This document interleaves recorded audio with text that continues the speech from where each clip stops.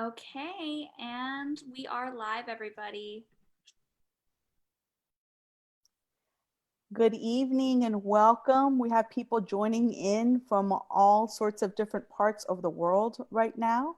And I would like to welcome you. My name is Virginia Grace. I'm the playwright in residence at Cara Mia Theater, and I'll be facilitating this conversation.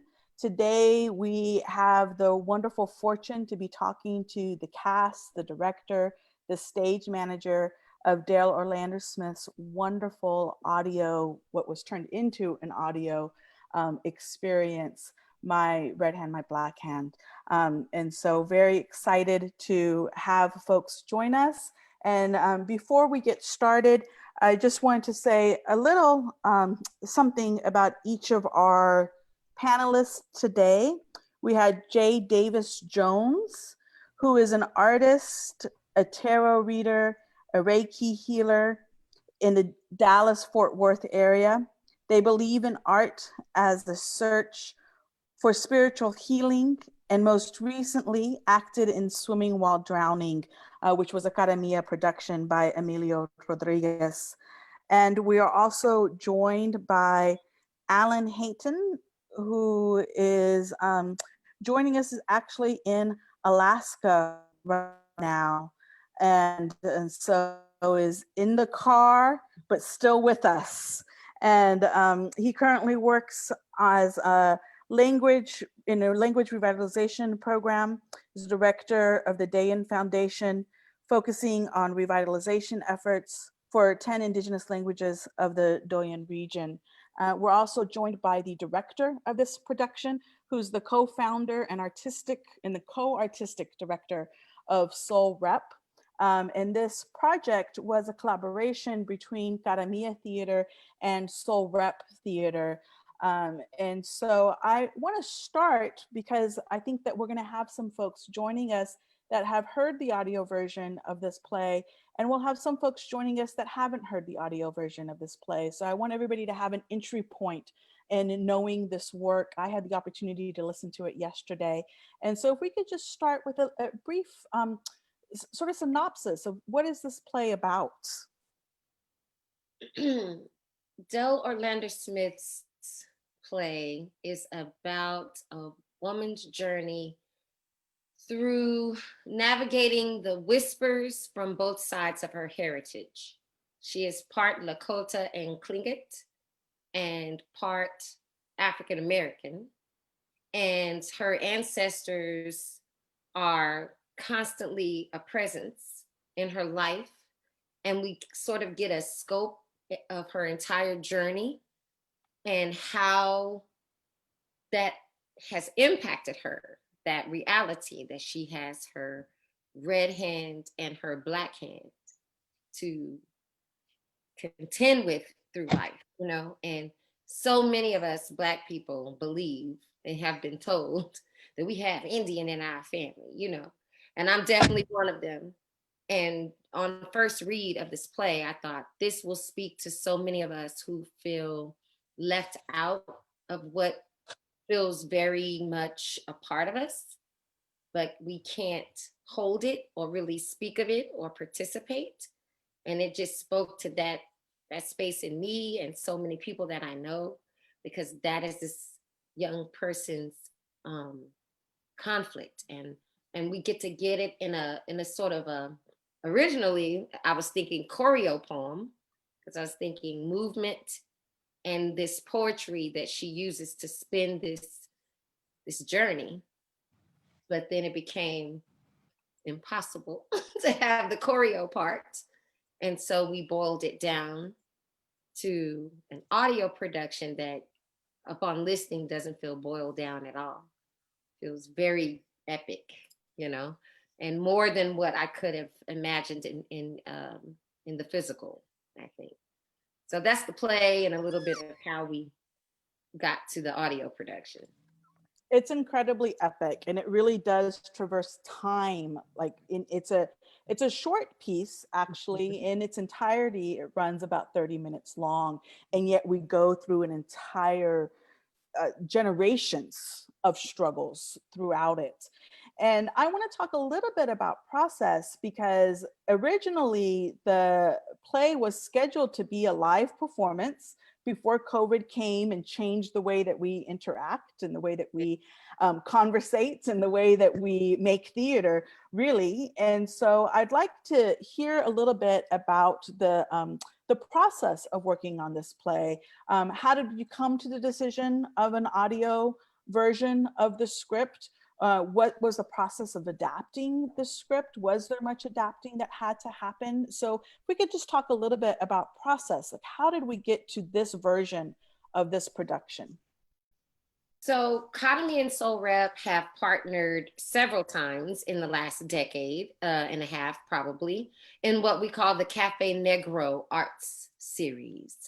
And so we've collaborated on several productions over the years, and there's been a big break since we've done it. And this production was going to be the one we came back with, Cafe Negro, right? So it would have closed both seasons last year, just before their fundraiser and the end of our season.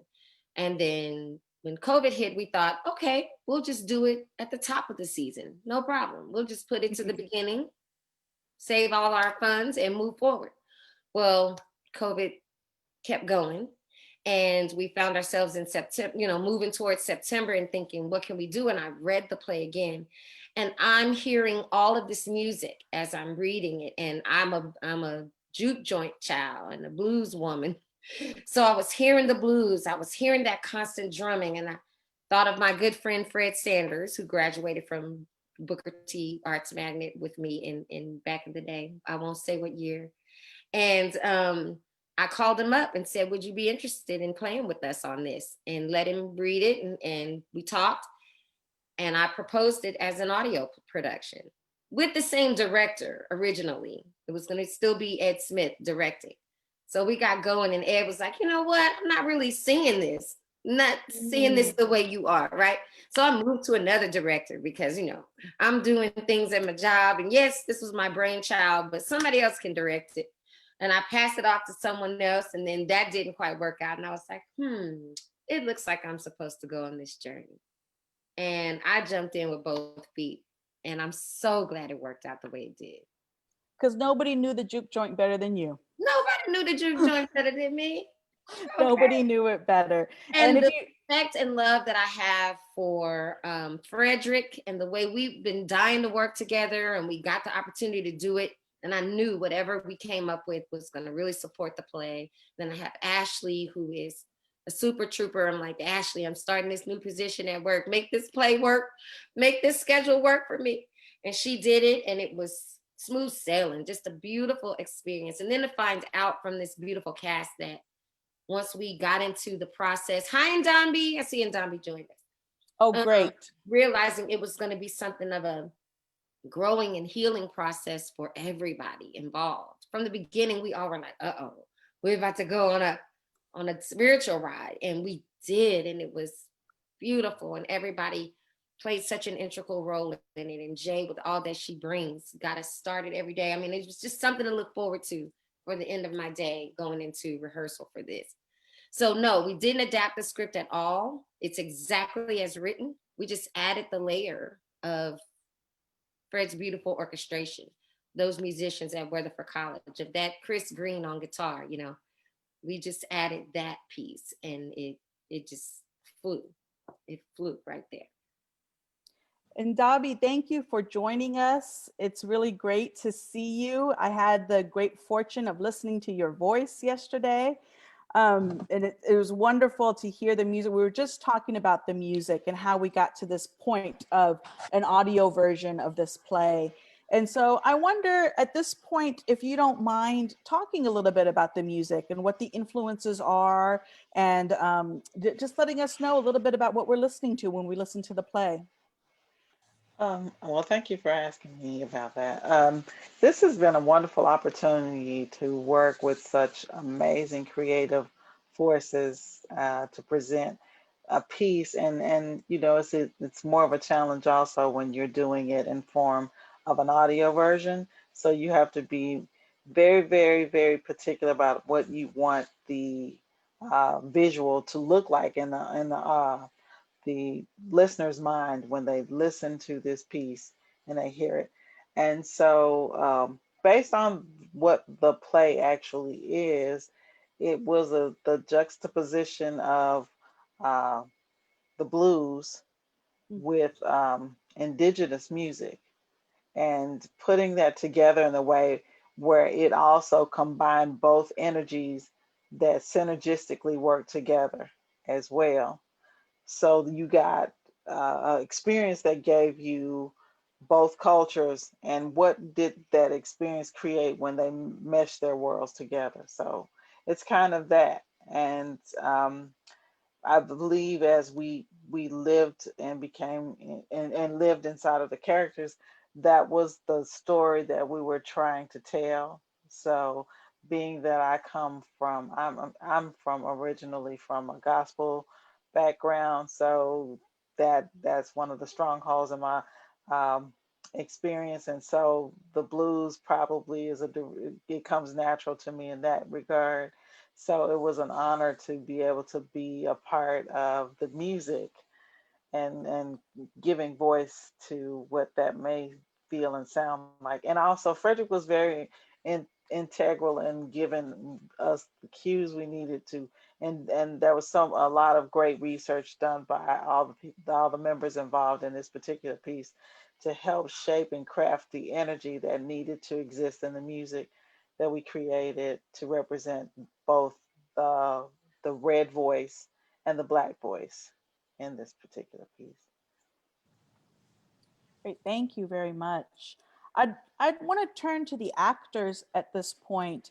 If you could speak a little bit to your experience just in terms of the process. And right now we're just talking about the process of making this. What were rehearsals like? How often did you rehearse? How did you rehearse? What did that look like? What was your relationship to the rest of the musical score that was happening? I think it was such an amazing experience and so unique because we didn't know how to approach, um, or at least I, as an actor, did not know how to approach, um, diving back into theater after COVID hit. And so being able to, explore this new world was so different, especially the new world of Zoom. This is all very still new to me. And, it was difficult at times because you have people in whole different locations and, technology errors and things like that. So, at first I felt very nervous about being able to connect emotionally through, a little screen that we have. But what ended up happening was this beautiful experience where it was almost felt like, I mean, I think the other actors and everybody on board created this beautiful and safe environment where we were able to dive into the show in such a loving way to where we protected the characters and we gave them life and we found that kind of love within each one of us, and it was still so beautiful to be able to dive into. Yeah, this question of how we connect, because I think that it's central to the story of the play as well, right? How is it that we connect despite the barriers that are put in front of us, whether it's this moment of a technological barrier, a global pandemic, whether it's the barrier, the lie of colonization that keeps us as a separate people and doesn't allow for us to really look at the ways in which we have always been in conversation. And so one of the things that I have always been incredibly Zoom resistant, and the thing that I'm becoming more and more aware of as we continue to be in this world for a longer amount of time, is that what is central is how we find a way to connect. And so I think that there's something for me in listening to the piece that is also so important about the music in doing that, because it allowed us another entry point into these characters. And so again, talking about my red hand, my black hand, and how these separate traditions inform one another and what gets created when the two are in conversation. And so Does anybody else want to talk a little bit about the process of working on this piece as an actor? Uh, this is Ndambi again. I think I would like to add a little bit to that. I do believe that because we are all energy, this what has happened with the pandemic and everything has really, really made us a little more aware of how we're connected as people. So because we can't physically be in front of each other, one of the coolest things about acting with everyone was that we had to connect to each other's energy. We're kinetic energy. So we were connecting on that level, which created the space that felt as though we were in the same space with one another. And that kind of over time, we worked in that way energetically. So by the time we actually recorded, it felt like we had already been together for months and months of time and we knew each other forever. We were already family by the time we had gotten to the recording. And something about that was it was established. And I think that when you have moments such as this time right now where you have to distance yourself from people, you have to find another way to connect. And I think that all of us right now are finding that because we can't give hugs the same way. We can't touch people the same right now. So we're having to find that way to connect. And that this is a piece, the way we were able to do this piece is so apropos with what's going on in the world right now. And to create that environment to present the piece. Um, I think that was one of the most wonderful creative spaces to work in to to produce this wonderful piece. One nice thing when we did get to be together for those 2 days of recording with COVID distance, I think back on how giddy I was those 2 days just to be in the room with other creatives. After all these months, I was silly. I was bouncing off the walls. Like there's video of me just juking. And then I was just so happy to be physically with them, you know. And Zombie's right, that connection was already there. So it was just like a little reunion on those 2 days. And I relished those moments. One thing about rehearsing on Zoom that I realized is that we do focus on little boxes all the time, watching movies and TV shows and whatever, and we connect just fine. It's like a shift happened through the process that let me realize that this just is the same thing that we do, it's just up close. And I have to think in a more film mentality when we're working. But yes, I'm seeing this all those beautiful moments that I would see with someone acting in any medium, digital medium like this. So, it's not so different. It's really not. And I needed to realize that. I needed to accept that this is the same tools that we use when we're in person apply here. And I think regular people having to use Zoom all the time and be on camera, and that's not the normal for regular people. It's forcing them to be more conscious of your face, what you're saying with your face, how you use your words, how you're sitting. It's putting us in the moment and forcing us to be present. People are exhausted afterwards because it takes energy to connect anytime and be present. And if you're physically together, you drift off. You're not really looking at people. You're not paying attention. Here, oh yeah, I'm looking in the boxes. I'm paying attention to body language. I'm present. So it changes the dynamic when you are physically together because you can't just turn that off. It's creating a new habit of being conscious of what you're doing and saying in real time when you do get to be there.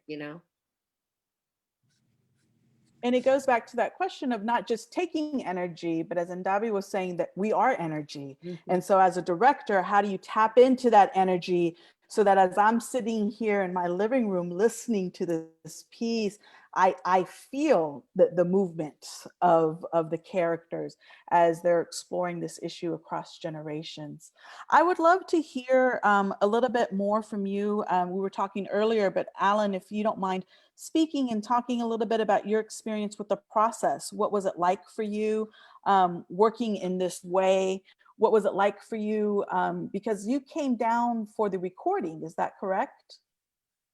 Well, yes, I consider myself very fortunate to be a part of this production, and thankful for the recommendation of my friend Larissa Fasthorse, who I don't know how she heard about the opportunity, but I sent a video audition and was delighted to hear I was cast. And it was just a wonderful process working with our director, Guina, and our acting coach, who just led us through all these different ways that we can access the characters, and to describe our situation physically and our situation emotionally, and just being honest and vulnerable. And yeah, I really wanted to be there in person to record, but I recorded inside my closet with a bunch of clothes hanging everywhere because the pandemic and my full-time job here in Alaska, and there were just a couple of barriers to being there in person with everyone. That's my one regret from this whole experience is, we did connect really closely through our rehearsal process, but I'm the one that was able to be there in person, and I was able to tune in over Zoom and hear the recording process, and there was a live band jamming away, and it was just a very creative atmosphere, and I was just very happy to be a part of it. Yeah. That's great. That's great. Earlier, we were talking about the difference between a radio play and an audio version of a play. Can somebody speak a little bit to that distinction? I think radio play bears a certain connotation that it's going to be this comedy with these commercials and, some much lighter fare than this. I think this is an audio production because that's becoming a thing, and it's a little bit, more serious than what radio play denotes, in my opinion. Anybody else have a thought on that? Um, we had, I was going to say, originally stories were passed down orally. We had oral traditions, right? And then we had the pencil, and then we started writing it down. And then, of course, with theater, we're doing it in person and that kind of a thing. So I think it's beautiful to have it in this format as an audio play where the music becomes a character as well within the world that we have created. And we get to reactivate that oral tradition that we, had forever ago and bring it back into this, world that we have now in 2020. So that was a beautiful thing. I would love if we could stay a little bit, Jay, in this conversation. I would love for you to talk some about what your experience was as an actor in terms of your personal connection to this piece. So through this process of working on this work, what did you discover? What did you learn? What was your personal experience and growth as an Wow. actor? You know what? I personally, with the world, I mean, it was almost as if the stars had aligned when I was able to, or when I got the opportunity to be a part of this show. Um, because my own journey within my culture and my backgrounds, I'm also mixed race. And so I have Lakota, Sioux, and then Tawakani. Then those side of my family had was kind of like kept away from me. We were distant from each other, so I never fully got to dive into that side of things or learn about my background. And a lot of my Black side, as was also something that they kind of kept away from each other a little bit. So it was the most magical experience. It was surreal being able to dive into both of those voices, and somewhere along the way with the help and the energy that Ndambi was talking about, and our acting coach guiding us into the world and being able to help us find our voices. Somewhere along the way, I think I had this emotional breakthrough within myself, and I learned how to have power in recognizing all sides of myself. And I mean, it was a powerful experience. That's it, that ability for theater to do that for us, I think is something that I've always thought is very powerful about theater, that we can embody multiplicity of ideas, cultures, ways of seeing the world, ethnicities, races.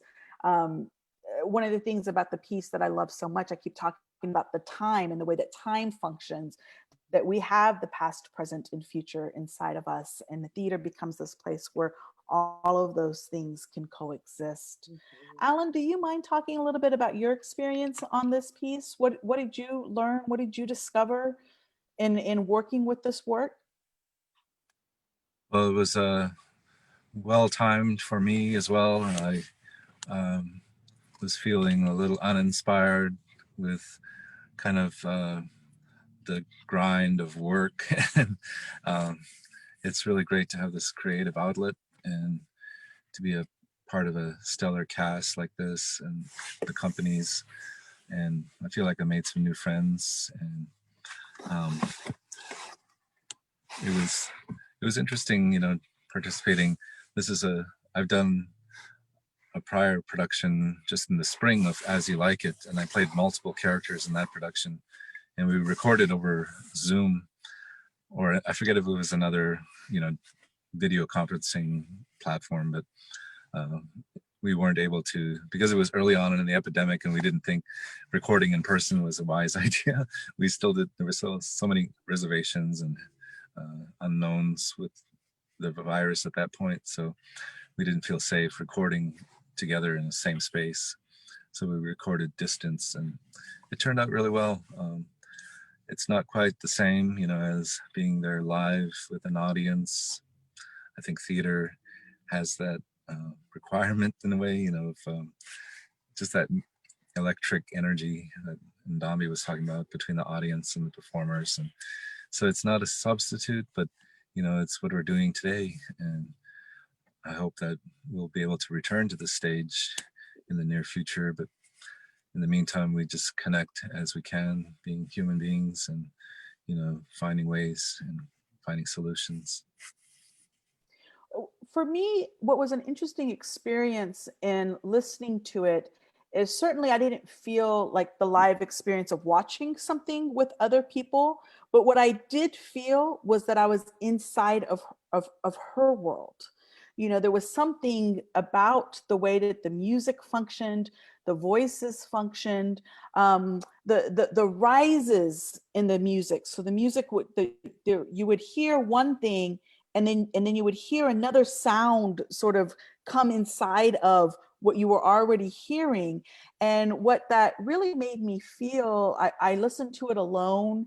And so listening to it, it really did make me feel like I was inside of her world in a way that was incredibly magical and theatrical. And so I think that that's something that as actors, as the director, that you guys did very well, of putting us inside of her mind and her world and the struggles. And so if I think about the piece, and the piece deals a whole lot with the struggles of disconnect, right? The struggles of expectation, of being one thing and not the other, or of belonging to something and not the other thing. And so this question of how do we come whole? And I wonder, for actors, directors, if there were any challenges for you as you grappled with this text. Did any of your way of thinking of the world shift, or get pushed, or what was your own process of transformation? Did anything like that happen for you? If I can just real quick, you guys, because one thing I didn't say about the play, that for me this play is about duality. You know, that's the number one thing that I couldn't escape from, the duality that is within all of us. And Jamal McNeil was our acting coach, and he's a Howard alum that I went to college with, and acting coach to so many people who do great things. That is the crux of his acting technique. It is the artist civilian technique.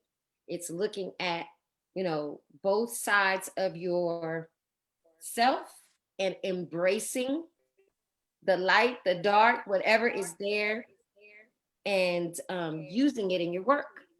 And so I knew that he would be the perfect person to help us dig into these characters and figure out what parts of us we needed to bring to them. So he's been mentioned a couple of times. I want to make sure to say Jamal McNeil is our acting coach. Say his name. Yes, and he has an artist civilian technique, and it was perfect. It's perfect for so much work, for all the work that I've been doing lately, but really specifically so for this play. And I think you guys would agree that it really helped us find what we needed to put within our voices, everything we needed to tell with these characters, because we did not have the physical. Everything had to go into the voices, and I knew that his technique would get us there. Y'all agree with that? I would love to add on to that, because your question perfectly goes with that, because that was my shift. Jamal McNeil was my shift. I mean, like, I think that I was resisting feeling, because for some reason at first it wasn't real just yet. It was like, because we have that struggle with this, technology, and it was so hard for me to connect, because I'm so used to operating in one way, and then Jamal helped us find, like Guino was saying, the duality, embracing who we are and embracing our actor self and embracing the world of the character all at once. And it was this shift, it was like it broke my boundaries as far in beautiful ways of like what I thought theater could be, and it was a magical experience.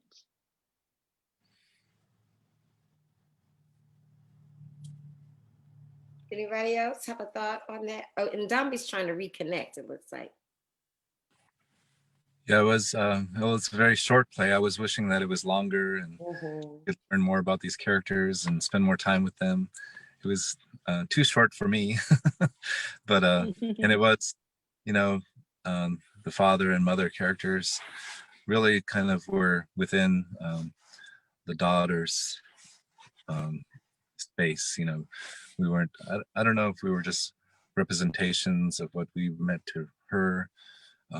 So there was that aspect to it that I hadn't experienced before. Typically, when you're in a play, you're your own character. You're not inside someone else's head. But this was, I think, a really wonderful writing style that Orlando Smith has created. And we did run into, there's some specifics about the characters that she said, well, don't take it too literally. That this is not meant to be very literal. It's a poetic expression. So I thought that was interesting, and something I learned along the way, that each play that you enter into, it has its own world and its own logic and its own reality and stakes and all these things that you have to acknowledge and honor, that the writer had this specific vision in mind, and you're just a part of bringing that to life. Thank you. One of the things that I've found interesting about making theater in this moment is there's a way that I feel like our relationships in terms of collaboration, folks that we have collaborated in the past, like Caramia and Soul Rep through the Cafe Negro series, there's a way that we have even more opportunity to sort of collaborate and explore and sort of deepen those relationships. And then there's something that opens up about being able to work in Alaska from Dallas, and to be able to have that type of making this circle bigger in some ways, and to be able to have a different type of collaboration. And so I'm wondering if folks could talk a little bit also about their collaboration with Indigenous Direction, which I know was had some sort of role in terms of the during the process, in terms of thinking about process and all the things that you guys did. If you could talk a little bit about that. And you mentioned earlier Larissa Fasthorse, which she was named a MacArthur Grant Genius Award winner recently, and is a member of a founder of Indigenous Direction, and was a genius for bringing you into this production.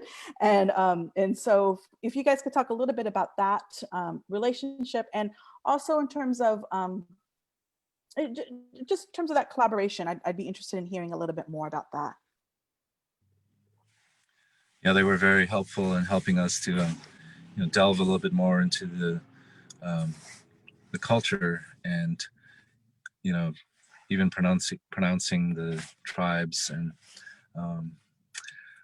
leading us through some kind of conversation about this meeting of worlds between the Indigenous and the African American experience, and even between Lakota and Tlingit. I have a lot of good friends who are Tlingit, and then I have a lot of other good friends who are Lakota, and then I have some who are both. And it was just quite humbling to be portraying those cultures, because I have great respect for them, and just to see that meeting the African American experience and the music, it was just kind of an intoxicating mix of a lot of different things that I was surprised I'd never really heard of the play, and I'm very glad to have discovered it in this process and to be some small part of it. I would say, this is Ashley here. I would say that Ty also with Indigenous Direction helped a lot, especially when it came to the music aspect of it. Him and Frederick had a lot of conversations. They looked at each other's reference lists on different artists to look at, different tribes, the way they use music, what instruments were used within music, and basically how we basically have the black hand and the red hand, we basically kind of use the same instruments, just in different ways to communicate and to actually tell stories. So it was a Ty, oh my Lord, Dyford? Defoe. Defoe. He helped a lot when it came to the music aspect, which helped with this show, since Gwena's vision was to basically have a show with music to help push the story along, and we built on that. So Frederick's blues side and then Ty bringing the Indigenous music to it really helped a lot, and the research on that was very great. It helped us, and I'm pretty sure it helped the actors, because we sent out that information, any question that we had for Larissa or Ty, they were able to get back to us. But I really think that he also as well helped with what we were trying to put together. So Ashley, my last question is actually for you. And so we're gonna sort of wrap up this evening's conversation, but we're gonna ask everybody, if you have not already, to tune in to this wonderful play by Dale Orlando Smith. If you have not told your friends, tell your friends to tune in, talk about it, talk about how it relates to your own lived realities, how it doesn't relate to your own lived realities, what you learn from it, have conversations about this. But I wanted to end by talking with you. Ashley Oliver was the stage manager for this piece. And I always say that it's the director and the stage manager that hold the room. And so if you could just talk a little bit about your experience of stage managing this production across state lines, across cultural lines, across music. And, music is not easy when you're rehearsing Zoom, and so if you could talk a little bit about your role, and then I'm going to wrap it up after that. All right. So yeah, with this role, I really couldn't manage the stage, so it was more a production manager role with this production. So trying to get everybody together, especially with having auditions, that was an interesting process. Doing the Zoom link, YouTube links for audition tapes. So that was my first. This whole process is a first for me.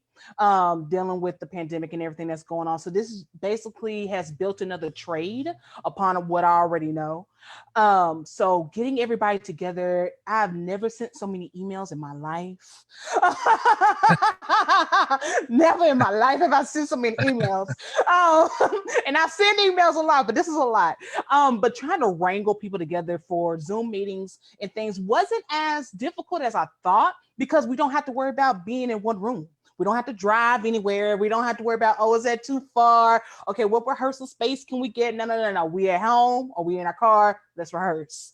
So trying to get that together was actually kind of easy for me. But like Gweena has stated, working with her schedule, since she's in school and everything, but then also working with Alan's schedule, because of course he's 3 hours behind us. So trying to make sure that I'm not interrupting his work too much, making sure she's doing her work and what she needs to do with the kids, it's fine. But that scheduling was actually kind of easy because Alan was real laid back with his. We changed our schedule a little bit because we were going to have it a little more in the day, but we moved it to the nighttime, and then just shifted some things around. So it really wasn't too much, but I loved working with everybody on this, especially with Kadamia and Soul Rep. I've been with Soul Rep since I was 14, so that's like 19, 20 years that I've been working with them.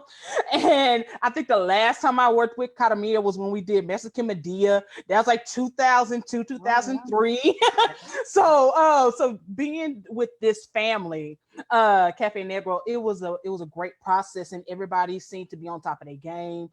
Communication was open, so this process was actually kind of smooth. And then when it came to recording, with Alan being in Alaska, like you stated, we tested out some spots. We had him record in his car, sent us some samples. No, they didn't work. Fridge was like, we'll try in the closet. So yeah, he recorded his whole spot. Once you listen to it, it's not going to sound like it's going to sound like he was with us, like we were all in one room. But he recorded all his stuff in the closet, sent it over to us. Frederick, Gweena and I went through all of his recordings, and she picked out the best ones. We gave that information over to Frederick. So once we had Ndambi and Jay's recordings, he was able to match that up so perfectly. And when we got into the recording room in Weatherford College, they were so nice. The theater department and the music department, it was such a joy to work with them. They were very hospitable. Once we got from the beginning to end, whatever we needed, we were there. Thank you so much, because with just me and me, I need extra little hands to help sometimes. But being in that recording space was nice and lovely. Jay and Ndambi, they worked great together. The musicians, it was great working with them. I made sure that everybody's time was managed. It was a little slow first getting started. When you're dealing with musicians, they could take their time. But we was also, y'all know how that go. And then we were also filming that first day. So, I have videographers, so I had to take their time too. So with the actors, we were making sure that they were taken care of and that they had everything that they needed. And once we got into that space, Gweena guided them along. We took a couple of takes of the whole show. And then that next day, on Saturday, we were just building some more with the music. So when Ndambi worked more with Frederick on that day and Chris Green on bass guitar, Jay came in and kind of did some other things with the music just so we can listen to it. And Gweena listened to some of the tracks and we're like, no, let's redo this. So just trying to wrangle everybody together was not as hard as I thought it would be. It was a little crazy, but I don't care. I like crazy because that means that we're working, something creative is going to pop off and everybody's, enjoying it. No, I always like to bring a good energy, and I'm hoping everybody enjoyed my energy. So I always like to bring a good energy wherever I am, and I try to make everybody feel comfortable. It don't matter if we're face to face or we're doing on camera Zooms. If anybody had any issues, I'm always open and willing. I love that what was supposed to be the end of a season became the beginning of a season. So the way that time functions is very different. Kadamia is going into its 25th year, and they have named this season Visions of Another World, a transformative season of questioning what theater can do. And I think that this is such a great piece to really be the opening of that concept of what can theater possibly do. And so last thing in one sentence, the one thing that you want folks to take away from this production in one sentence, please. We are one. Great.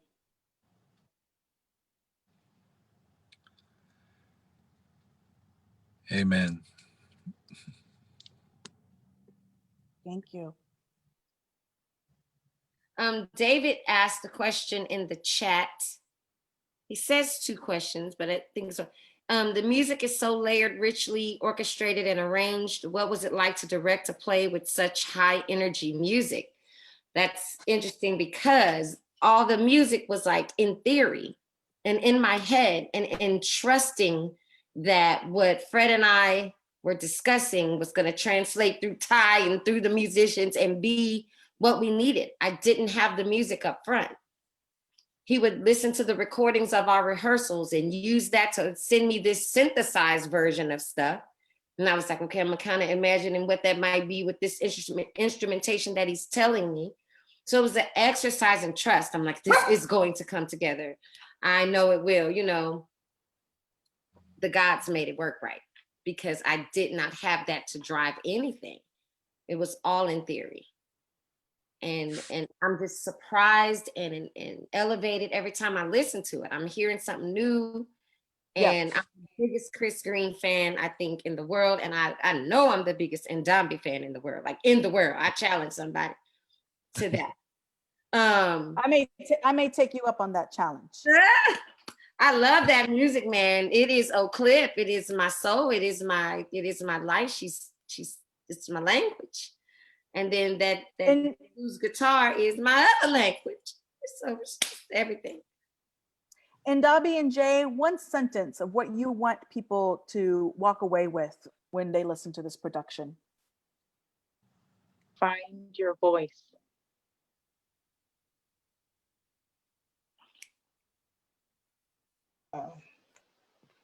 For me, I will say the openness to know that as things appear to be what they traditionally may be, there's always something new that can emerge. And I want to end this session the way that most people begin, but I never quite do things in order. And we wish to, as Karamia and Soul Rep, to acknowledge that this is the land of the Kickapoo, the Tarokana, the Wichita, and the Dado people, now called Dallas, which is where we are located at now. Comanches and Kiowa have also lived in this region, though they are not often recognized. I wanted to add that folks from the African diaspora are also indigenous to their lands that they were stripped away from, and that it is not often recognized, and it needs to be recognized more, that Dallas is stolen land, and that this city was built with stolen labor. And if we're going to repair any of the divisions that exist in our communities, we must acknowledge that this city and this country was built on stolen land with stolen labor before we can begin to heal and move forward. And so I want to thank you for your contributions tonight. I want to thank you for your contributions on this production. And if you have not seen it, go to the juke joint with us, because it's beautiful work. Everybody did a wonderful job. So muchas gracias. Good night, everybody. And hopefully we'll see you at the theater soon. Bye-bye. Bye.